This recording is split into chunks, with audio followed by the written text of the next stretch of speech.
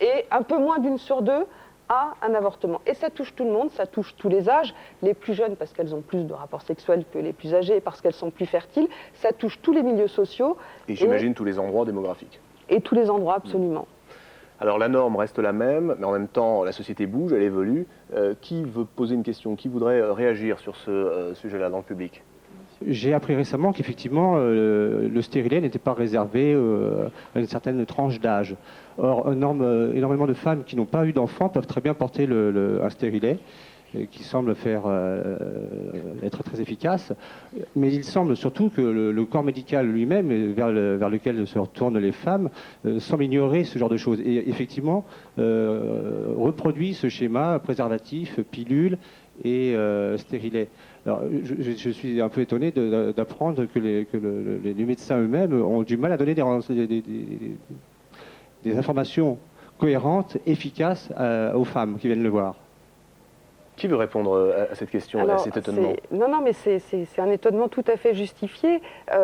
Effectivement, les médecins, enfin, tu pourras en reparler dans les études, le peu d'heures consacrées à la question de la contraception et de l'avortement dans les études médicales. Et sur cet enseignement, on continue, enfin jusqu'à il y a très peu en tout cas, à expliquer, à apprendre qu'un stérilet ne doit pas être prescrit avant que le nombre d'enfants soit souhaité. Pourquoi avant?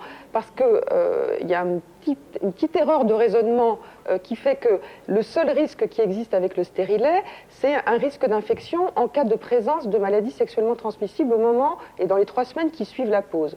Les jeunes ont plus de partenaires sexuels que les aînés, ça c'est vrai. Plus on a de partenaires sexuels, plus on a un risque d'avoir une maladie sexuellement transmissible, c'est vrai aussi.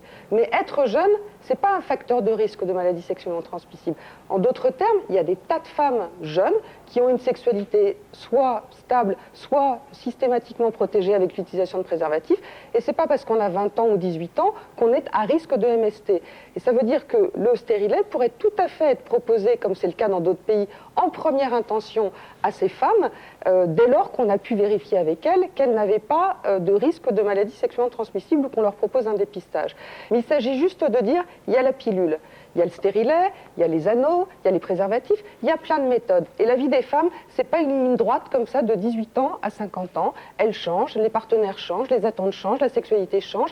Et il faut juste introduire plus de souplesse dans la prescription. Et finalement, la personne la mieux placée pour savoir quelle est la contraception qui lui correspond le mieux, c'est la femme et son partenaire quand il est impliqué dans la question de la contraception du couple. À ce propos d'implication du partenaire, ce qui se passait à l'époque où les femmes, qu'elles soient jeunes ou pas, se débrouillaient vraiment toutes seules, sans aucun accompagnement. Est-ce que maintenant, dans l'éducation sexuelle, dans les lycées, dans les collèges, on prépare à ce que les hommes assument aussi cette responsabilité humaine que peut représenter le choix d'un avortement ? Mon expérience pratique de prescripteur montre que c'est toujours quelque chose qui repose sur la femme, ça c'est évident, c'est évident. Il y a très très peu d'ailleurs, si on pense à la vasectomie, qui est quand même une méthode de contraception, on n'entend quasiment jamais des demandes de vasectomie. Enfin, la femme qui dit bah, tiens, je vais en parler à mon mari pour voir si éventuellement il ne peut pas avoir une vasectomie, etc. Donc c'est vrai que la place de l'homme dans la contraception, ça n'existe pas. Pour revenir sur l'enseignement de la contraception, il est très mauvais, non seulement dans les études de médecine en général, c'est-à-dire pour les médecins généralistes et puis ceux qui vont faire d'autres spécialités, parce que quand on fait d'autres spécialités, c'est quand même pas mal d'avoir quelques notions de contraception aussi. Hein. Mais le plus grave, c'est qu'il est très mauvais pour les gynécologues obstétriciens. C'est-à-dire que moi, je vois les internes en gynécologie obstétrique, ils sont complètement nuls en contraception.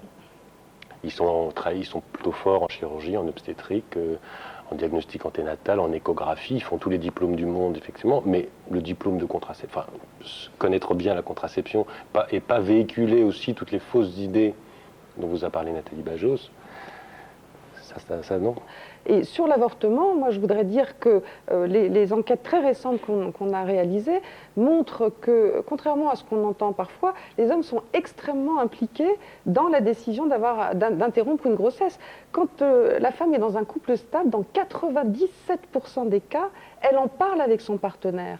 Et cette discussion a lieu avant même le choix d'avoir recours à l'avortement. Et en cas de désaccord entre les deux partenaires, ce qui peut bien sûr arriver, c'est aussi souvent la position de l'homme que la position de la femme qui prévaut. Donc c'est vraiment une discussion, une décision qui bien sûr concerne avant tout la femme, mais qui est partagée quand la relation est stable et qui se construit à deux. quand la femme est dans le cadre d'une relation complètement occasionnelle ou avec un partenaire qui, au moment où elle apprend qu'elle est enceinte, elle ne le voit plus, et bien évidemment, c'est elle qui prend la décision. Alors précisément, on va parler de ces rapports entre les hommes et les femmes, parce qu'en réalité, et vous venez de l'expliquer extrêmement brillamment tous, à la fois la loi Veil, la loi Aubry, la manière dont les nouvelles normes contraceptives essayent de se mettre en place, tout ça, ça pose quand même cette question, c'est-à-dire est-ce que l'avortement a changé quelque chose dans les rapports hommes-femmes, et si oui, quoi? Alors voici la dernière partie de ce débat. Pour répondre à cette question, je vais me tourner vers nos deux derniers invités. Michel Ferrand, tout d'abord, bonsoir. Bonsoir. Vous êtes sociologue au CNRS, à l'INED également, l'Institut national des études démographiques. Vous avez travaillé d'ailleurs avec Nathalie Bajos sur le rapport que nous avons évoqué tout à l'heure. Et vous êtes l'auteur également d'un livre, ensemble du reste, qui s'intitule Sociologie des grossesses non prévues. Important, parce que si on veut prolonger la compréhension, on peut se reporter à ce document.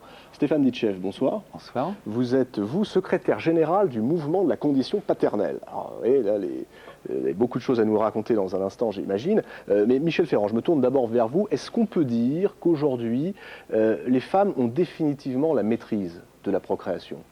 Oui, c'est une vraie transformation. Ça, c'est un vrai bouleversement. Et si on se place au point de vue sociologique, qu'est-ce que ça a changé dans les rapports entre hommes et femmes, dans les rapports également entre paternité et maternité?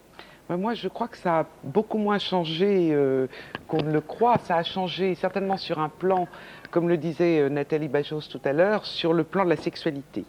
C'est vrai que dans le couple, mais pas forcément dans le rapport à l'enfant. Aujourd'hui, un enfant doit arriver au meilleur moment pour lui et pour ses parents. C'est ça qui explique aussi en grande partie l'attachement à la contraception et l'attachement à l'avortement aussi. C'est-à-dire qu'on avorte, pourquoi? Parce que ce n'est pas le moment d'une bonne naissance. Et ce n'est pas du tout par égoïsme ou pas parce qu'elles préfèrent partir en croisière, comme on l'a dit souvent. Non, ça veut dire que les conditions n'apparaissent pas à la femme comme adéquates pour accueillir vraiment un enfant. Et dans cet accueil de l'enfant, il faut un père. Une des principales raisons de décision d'avortement, c'est quand il n'y a pas de père ou quand le père n'en veut pas. La contraception, mais aussi l'entrée massive des femmes dans le monde du travail, est-ce que tout cela, ça a fait changer aussi, est-ce que ça a permis de changer également le statut des femmes, comme on pouvait l'espérer, comme on l'espérait il y a une trentaine d'années, si on se projetait dans les années 2000? Écoutez, c'est indéniable que je préfère avoir la vie que j'ai que celle de ma grand-mère et même celle de ma mère. Donc les choses ont évolué et les femmes ont acquis un certain nombre de droits et leur comportement ou leurs droits, en tous les cas, se sont extrêmement rapprochés de ceux des hommes. On est loin d'une réelle égalité, on est loin de dire que tout est rose, il y a vraiment des gros problèmes encore qui se posent pour les femmes, mais ça s'est quand même arrangé. Quand on distingue la sexualité de la procréation, pour une femme, qu'est-ce que ça déclenche comme conception de la vie? Il y a la sexualité et il y a le temps de la procréation. Et c'est ça qu'apporte la contraception et l'avortement, c'est justement qu'il y a un temps. Alors ça présente aussi des inconvénients, le temps, parce qu'on le repousse, on fait autre chose, on essaye et on croit, c'est peut-être là le piège, et on croit qu'on va pouvoir tout concilier. Hein? Et cette conciliation, encore une fois, c'est les femmes qui doivent la faire, la conciliation. La conciliation entre travail professionnel et prise en charge des enfants, c'est pas les hommes. Elle reste du côté des femmes. Stéphane Ditchev, quels sont les problèmes que les hommes rencontrent quand ils viennent vous voir avec cette question de la paternité? Disons qu'avec tout ce qu'on vient de dire, il y a plein de choses qui sont très intéressantes, y compris, je me souviens du MLAC, des slogans de l'époque, qui sont toujours, je suppose, ceux d'aujourd'hui. En particulier, c'est un enfant, si je veux, quand je veux. Et c'est vrai que, autant globalement, il y a eu beaucoup d'avancées depuis toutes ces années-ci, donc bravo à tous ces combats qui ont été menés par toutes les personnes qui ont parlé ici, c'est très très bien. Et globalement, cela a permis, je pense, dans le rapport entre les hommes et les femmes, à rendre plus conscient la naissance d'un enfant, c'est-à-dire l'éclosion de la parentalité. Ça, c'est quelque chose qui n'existait pas du temps de nos parents, nos grands-parents, etc. Donc ça permet que les hommes et les femmes se fassent une démarche beaucoup plus volontaire, ça a été un petit peu dit tout à l'heure. Par contre, aujourd'hui, oui, c'est vrai que notre association demande la recherche, la mise en place d'une contraception masculine efficace, facile, pratique, qu'on puisse acheter rapidement dans une pharmacie ou autre part, ce qui n'est pas du tout le cas. Ce qui n'est absolument pas le cas. Et les hommes, la totalité des hommes ne peuvent pas dire un enfant si je veux, quand je veux. Alors, moi je crois que l'IVG, la pilule, le stérilet, toute la contraception, ça a évolué, c'est formidable et c'est